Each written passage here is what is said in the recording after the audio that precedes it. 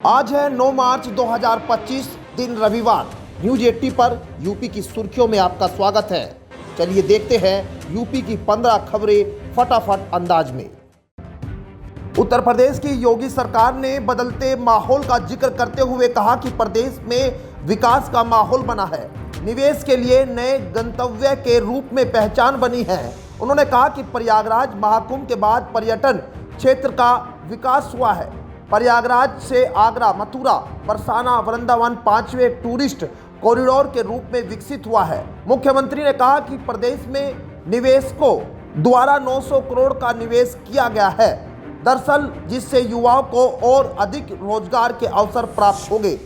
निवेशकर्ताओं द्वारा प्रदेश में निवेश किए जाने का कारण यह भी है कि उत्तर प्रदेश में अपराधियों व माफियाओं पर नकेल कसकर आज भयमुक्त प्रदेश के रूप में भी देखा जा रहा है।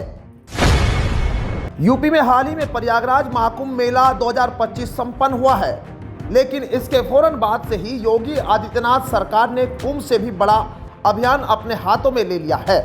यूपी में पिछले कुछ वर्षों में सभी शहरों का दायरा बढ़ा है। समस्या यह है कि कई जगह बिना तरीके से शहर बढ़ रहे हैं, बिना योजना के खेती की जमीन आदि में प्लॉट काट दिए जा रहे हैं।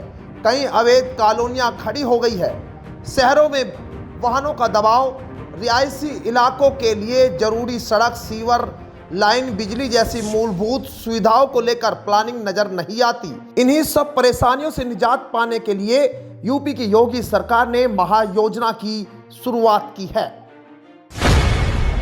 उत्तर प्रदेश की योगी सरकार संविदा कर्मियों के मानदेय में बढ़ोतरी के बाद अब शिक्षा मित्रों और अनुदेशकों के वेतन में बड़ा इजाफा करने जा रही है। उच्च स्तर पर बनी सहमति के मुताबिक शिक्षा मित्रों और अनुदेशकों के मानदेय बढ़ाने का प्रस्ताव तैयार किया जा रहा है, जिसके बाद इस प्रस्ताव को कैबिनेट में लाया जाएगा, जहां से पास होने के बाद शिक्षा मित्रों की सैलरी 25,000 प्रति माह और अनुदेशकों को 22,000 प्रति माह दिया जाएगा। बता दें कि मौजूदा समय में शिक्षा मित्र को 10,000 रुपये और अनुदेशकों को 9,000 रुपये प्रति माह मिलता है। यूपी के कानपुर देहात में मूसानगर गजनेर मार्ग का चौड़ीकरण होगा। योगी सरकार ने इस परियोजना के लिए 33.52 करोड़ रुपए की वित्तीय स्वीकृति दी है। चालू वित्तीय वर्ष 2024-25 में 6.55 करोड़ रुपए की राशि जारी की गई है। भोगनीपुर विधानसभा के विधायक और कैबिनेट मंत्री राकेश सचान ने इस योजना की जानकारी दी। उन्होंने बताया कि यह सड़क गजनेर मूसानगर मनकी घाट मार्ग का हिस्सा है। इस मार्ग के चौड़ीकरण से क्षेत्र के लोगों को बेहतर यातायात सुविधा मिलेगी। सड़क का विस्तार स्थानीय व्यापार को बढ़ावा देगा। होली 2025 के लिए उत्तर प्रदेश सड़क परिवहन निगम ने बड़ा फैसला लिया है। यूपीएससीआरटी ने लखनऊ परियोजना में 921 बसों का संचालन करेगी। यह व्यवस्था 8 मार्च से लागू कर दी गई है।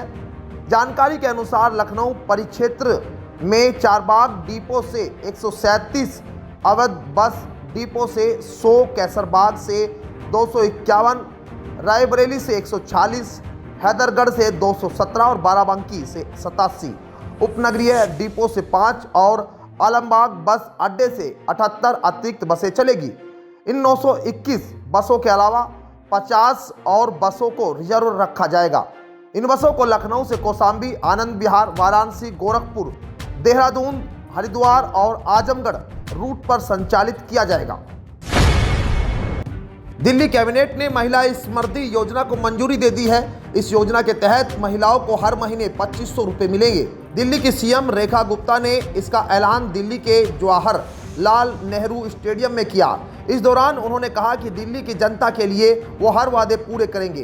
पीएम मोदी जो कहते हैं वो करके दिखाते हैं। इतना बड़ा फैसला बीजेपी ही कर सकती है। उन्होंने कहा कि केवल बीजेपी में ही महिलाओं का सम्मान है।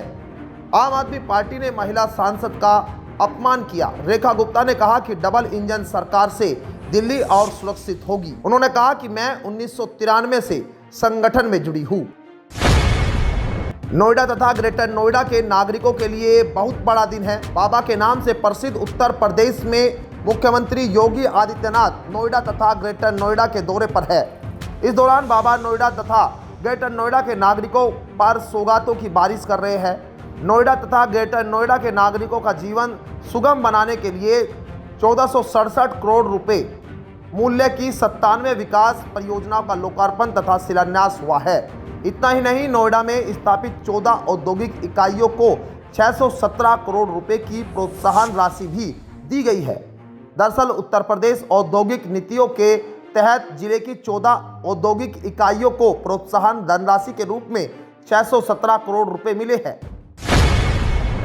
यूपी के मेरठ आवास एवं विकास परिषद 10 गांव की जमीन पर नई टाउनशिप विकसित करेगा। पिछले साल भर से इसके लिए कसरत चल रही थी, जिसे परिषद की बोर्ड बैठक में मंजूरी मिल गई है। दरअसल करीब 1500 एकड़ भूमि में 2000 करोड़ रुपए से योजना विकसित होगी। अब इसके लिए जमीन अधिग्रहण शुरू होगा। वहीं बोर्ड ने 6 महीने पहले सेवानिवृत्त हुए सहायक अभियंता MB कौशिक के खिलाफ विभागीय कार्रवाई के भी निर्देश दिए हैं। आवास विकास परिषद झांसी, मुजफ्फरनगर, मेरठ, प्रयागराज में नई आवासीय योजनाएं लाएगा। चारों योजनाओं में जमीन अधिग्रहण की प्रक्रिया शुरू हो गई। 2 साल में इनको लॉन्च कर दिया जाएगा। स्मार्ट सिटी फरीदाबाद के लोगों के लिए राहत की खबर है।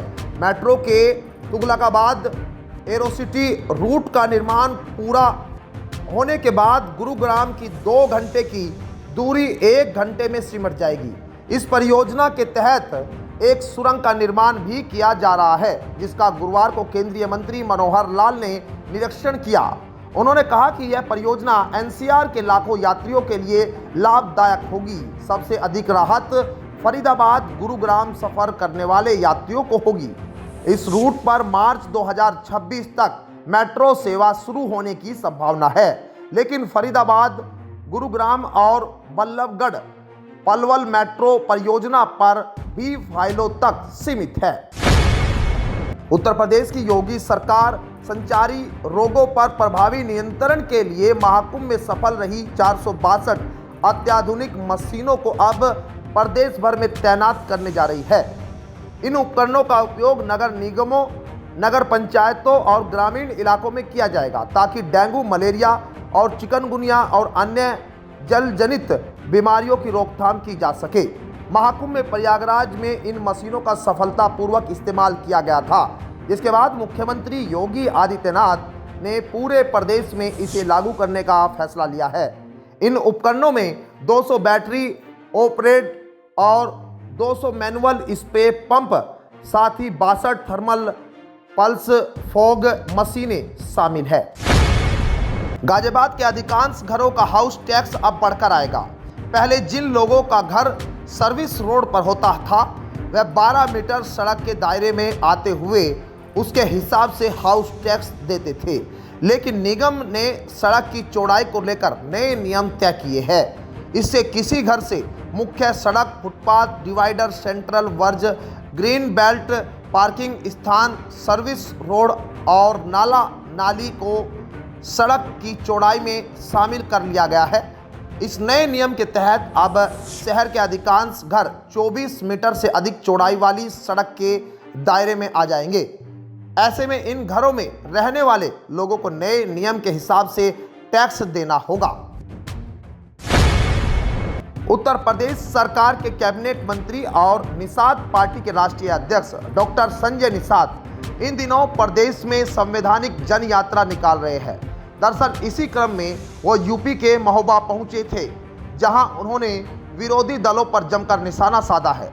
संजय निषाद ने राहुल गांधी को बहरूपिया नेता बताया, तो वहीं चंद्रशेखर को लेकर उन्होंने कहा कि जिसका नाम रावण हो वो अच्छी बातें कैसे करेगा। संजय निषाद ने राहुल गांधी को बहरूपिया बताते हुए कहा कि अगर संविधान लागू हुआ होता तो निषाद जाति रोड पर नहीं रहती। कांग्रेस ने 66 समूह को संविधान से दूर रखा, इसलिए अब हम आरक्षण की मांग कर रहे हैं। गोंडा के पूर्व सांसद ब्रजभूषण शरण सिंह ने सपा नेता अबू आजमी द्वारा औरंगजेब को लेकर दिए बयान पर तीखी प्रतिक्रिया दी। उन्होंने कहा कि औरंगजेब किसी और जगह का अच्छा शासक हो सकता है, लेकिन भारत की मानसिकता उसे अच्छा शासक नहीं मानती। हिंदुस्तान के लिए वह कभी भी अच्छा शासक नहीं था।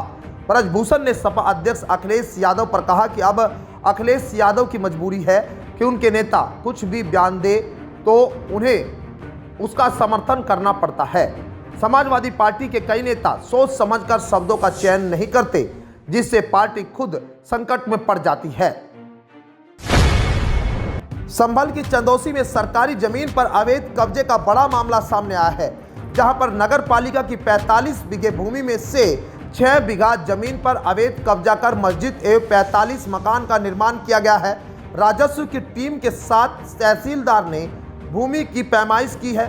संभल की कोतवाली चंदौसी क्षेत्र के लक्ष्मणगंज पुलिस चौकी के बारिश नगर में नगर पालिका परिषद चंदौसी की 35 बीघा जमीन आती है, जिसमें से 6 बीघा जमीन पर अवैध कब्जा मिला है। शिकायत मिलने के बाद तहसीलदार चंदौसी धीरेन्द्र प्रताप सिंह राजस्व टीम के साथ भूमि की पैमाइश करने के लिए पहुंचे। प्रशासन द्वारा अवैध कब्जे की भूमि की पैमाइश करने से क्षेत्र में हड़कंप मच गया और बड़ी संख्या में लोग एकत्र हो गए। होली यूं तो रंगों का त्योहार है, लेकिन इस बार मौसम भी अपना एक अलग रंग दिखाने को बेताब है। इस बार होली 14 मार्च की है और मौसम विभाग के पूर्वानुमान की माने तो रंगों में सराबोर से पहले शायद बारिश में भी भीगना पड़ेगा। पिछले कुछ दिनों से पूरे भारत में मौसम शुष्क यानी ड्राई बना हुआ है, लेकिन आने वाले कुछ दिनों में हलचल बढ़ने वाली है। आज से हिमालय में वेस्टर्न डिस्टरबेंस दस्तक दे सकता है। आमतौर पर सर्दियों के दौरान एक्टिव रहने वाला वेस्टर्न डिस्टरबेंस इस साल मार्च के महीने में भी सक्रिय दिखाई पड़ रहा है। फरवरी के खत्म होते होते और मार्च की शुरुआत में एक मजबूत सिस्टम सक्रिय रहा है। तो ये थी आज की 15 फटाफट खबरें। अगर आपको वीडियो पसंद आया तो वीडियो को लाइक, शेयर व कमेंट जरूर करें। धन्यवाद।